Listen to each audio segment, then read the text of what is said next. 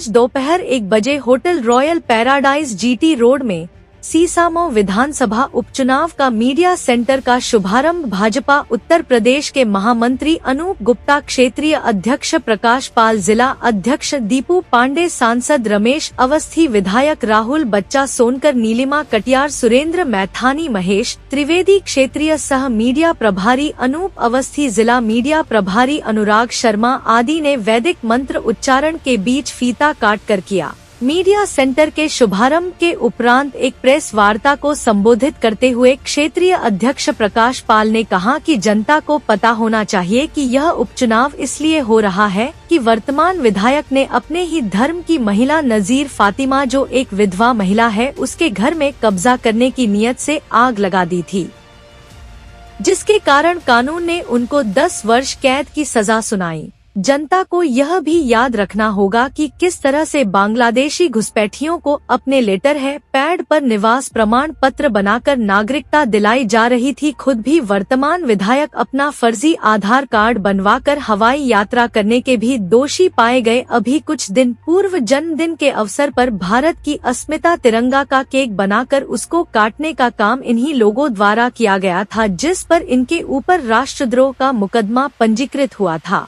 इन्हीं लोगों ने कानपुर मेडिकल कॉलेज में छात्रों से किस प्रकार अभद्रता करते हुए अपनी तत्कालीन सरकार में पुलिस के द्वारा उन पर अत्याचार कराया था। 2015 में मुहर्रम के जुलूस के दौरान हिंदू इलाकों में किस तरह से हिंदू देवी देवताओं के चित्रों को पैरतले कुचलना और दंगा करने का भी काम इन्हीं विधायक द्वारा किया गया था, जिसमें दर्जनों हिंदू नौजवानों को गलत तरीके से मुकदमों में फंसाकर उसे समय की तत्कालीन सरकार ने अत्याचार किया था। श्री पाल ने कहा कि अभी हाल ही में बंकड़ेश्वर महादेव मंदिर में जल चढ़ाने को लेकर सपा प्रत्याशी द्वारा ढोंग करना, फिर मौलानाओं द्वारा सपा प्रत्याशी के खिलाफ फतवा जारी करना, यह भी नाटक चुनाव के कारण किया गया।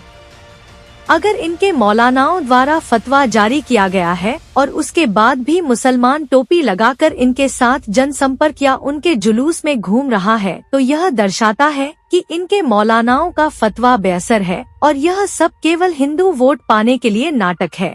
पत्रकार वार्ता को संबोधित करते हुए प्रदेश महामंत्री अनूप गुप्ता ने कहा कि 9 नवंबर को प्रदेश के मुख्यमंत्री योगी आदित्यनाथ जी की एक विशाल जनसभा सीसामऊ विधानसभा के दर्शनपुरवा सेंट्रल पार्क में होने जा रही है, जिसकी तैयारी युद्ध स्तर पर प्रारंभ कर दी गई है। जनसभा के संदर्भ में सभी जिम्मेदार पदाधिकारी मंडल अध्यक्ष को जनसभा को सफल बनाने के लिए अलग अलग जिम्मेदारियां तय कर दी गई हैं। इस चुनाव में भारतीय जनता पार्टी को सभी वर्गों का समर्थन भरपूर मात्रा में मिल रहा है। हमारा एक एक कार्यकर्ता घर घर कुंडी खटखटाकर एक एक मतदाता से संपर्क संवाद स्थापित कर रहा है और भारी संख्या में मतदान हो, इसके लिए भी प्रेरित कर रहा है।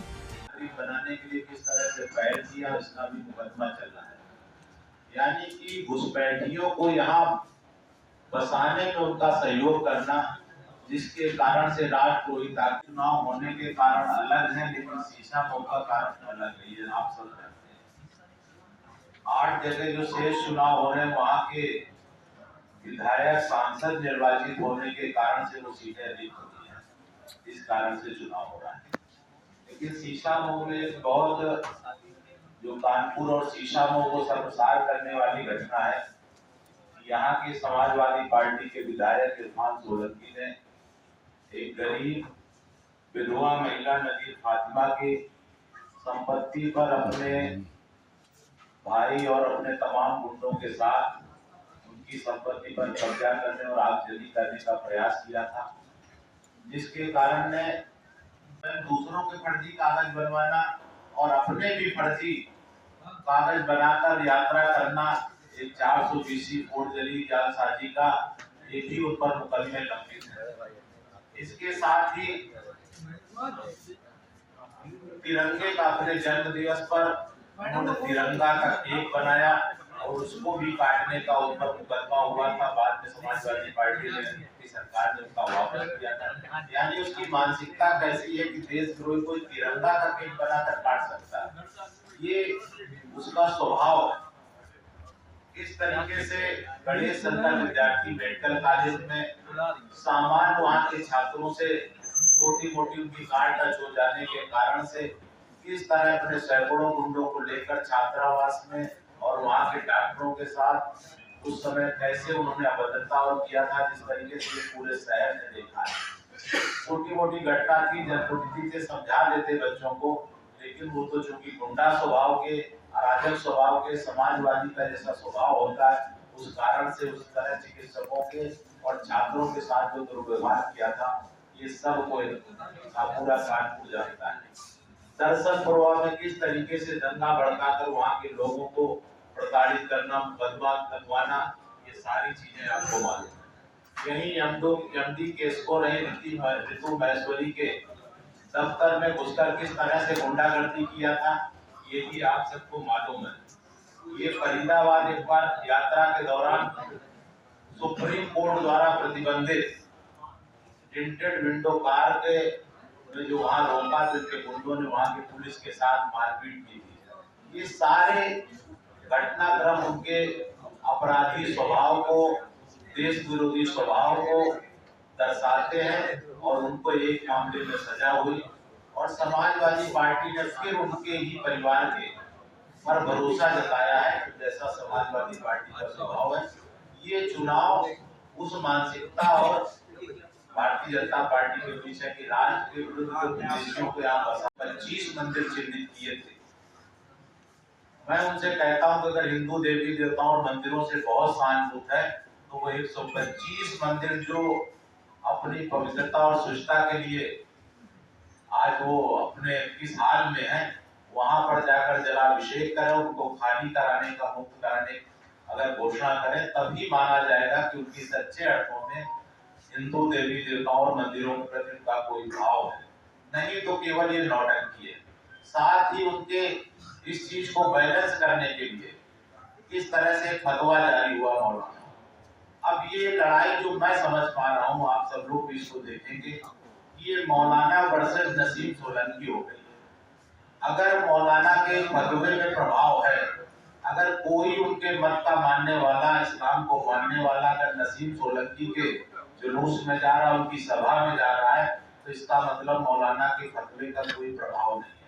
वोट तो गुप्त होता है, लेकिन आज हमको रोज का रोज देखना है, आप सब लोग मीडिया के लोग भी हैं, रोज आप कह सकते हैं कि मौलाना के फतवे का कोई प्रभाव नहीं है। इसलिए अगर कोई उनकी सभा में या उनके साथ प्रचार में जाता है, अभी अखिलेश यादव की सभा में होता, अगर मुस्लिम जाते हैं तो हम सीधे कहेंगे कि मौलाना के फतवे का कोई प्रभाव नहीं। अधिकृत प्रत्याशी श्री सुरेश अवस्थी जी के समर्थन में जनसभा को संबोधित करने के लिए कानपुर पधारने वाले। कानपुर में माननीय मुख्यमंत्री जी की जनसभा 9 तारीख की सुनिश्चित हुई है। आज के अवसर पर यह सूचना भी आप सबके माध्यम से जनमानस को, जनता जनार्दन को प्रेषित है। हम इसकी तैयारियों में हमारी अलग अलग प्रकार की टोलियां, अलग अलग प्रकार के कार्य हम उसमें अपने लगने जा रहे हैं। हम सभी पार्टी के कार्यकर्ता, पार्टी के नेतागण, सभी लोग लग करके और कानपुर वासियों को आमंत्रित करेंगे मुख्यमंत्री जी की जनसभा में। उनकी जनसभा इस कानपुर के सीसा मऊ चुनाव के बारे में एक नया माइलस्टोन तय करने का काम करेगी, ऐसा हमारा मानना है। बहुत बहुत धन्यवाद।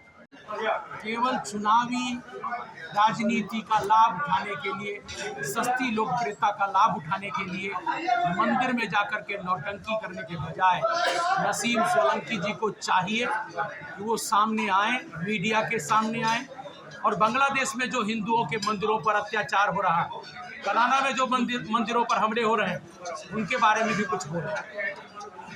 आप कितना बोले कनाडा के मसले हम में? बराबर बोल रहे हैं, हम बराबर। हमारी पार्टी के लोगों ने सवाल भी नहीं खड़ा किया, बल्कि कनाडा के सरकार के लोगों को प्रश्न चिन्ह भी खड़ा करके भेजा। अच्छा, एक सवाल और है आपसे, ये बताइए कि आपका लोकल संगठन जो अवस्थी जी के साथ होना चाहिए पूरा नहीं दिखाई दे रहा, वजह क्या कारण? आपको जगह बताइए कहाँ नहीं दिख रहा? नहीं, आप खुद जवाब आप जान सकते हैं इस चीज को। मैं संपूर्ण जानता हूँ और मैं प्रदेश का महामंत्री हूँ, इसलिए आप जान रहे हैं। आपके पास रिपोर्ट भी है, आपके पास रिपोर्ट भी है। आपको एक एक व्यक्ति पार्टी के चुनाव में लगा हुआ दिखाई